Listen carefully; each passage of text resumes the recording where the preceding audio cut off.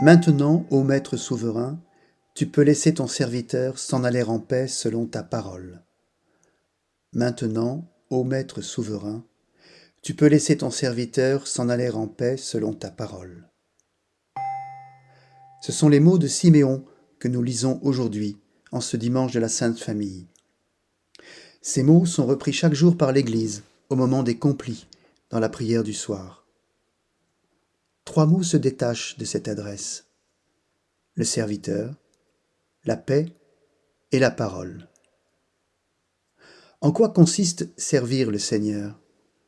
Comment une créature peut-elle servir ce qui est incommensurablement plus grand qu'elle?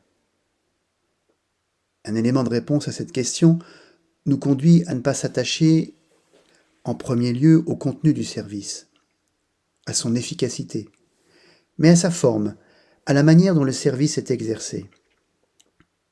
Se mettre au service du Seigneur est une réponse de la personne tout entière qui est appelée par Dieu.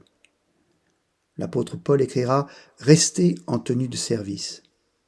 Oui, le service a une tenue. Il découle d'une attitude, d'une disposition intérieure, d'une volonté d'agir dans notre quotidien. Servir Dieu, c'est manifester sa grandeur, son amour, sa lumière dans notre propre vie. Le résultat de ce service, c'est la paix. La paix est d'ailleurs un critère de discernement pour le serviteur.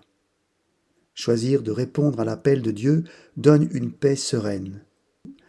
Nous sommes rarement en paix avec nous-mêmes, tiraillés entre ce que nous voudrions être et ce que nous sommes maladroitement. Cette paix de Dieu nous est donnée, elle s'installe en nous, nous la ressentons presque physiquement à chaque fois que nous servons nos frères. La parole est le dernier mot du Nunc Dimittis de Siméon. Dieu est parole. Par l'incarnation de Jésus, son Fils, il se fait parole. Dieu m'adresse une parole. Et cela change tout dans ma vie.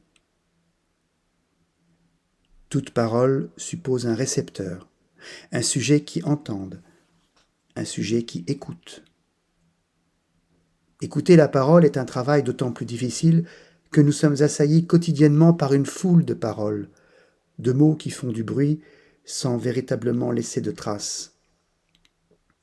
Écouter la parole de Dieu dans ma vie suppose le silence, cette disposition intérieure du cœur tournée vers l'inconnu. C'est bien la disposition de la Vierge Marie au moment où l'archange Gabriel s'est adressé à elle. Dans la tradition iconographique, elle est représentée un livre à la main lorsque Gabriel lui parle. Le livre des Écritures. Servir Dieu, servir sa parole, n'est pas réservé aux religieux et aux prêtres. Par le baptême, nous avons revêtu le Christ. Nous pouvons accepter de le servir dans tout ce que nous accomplissons pour nos frères.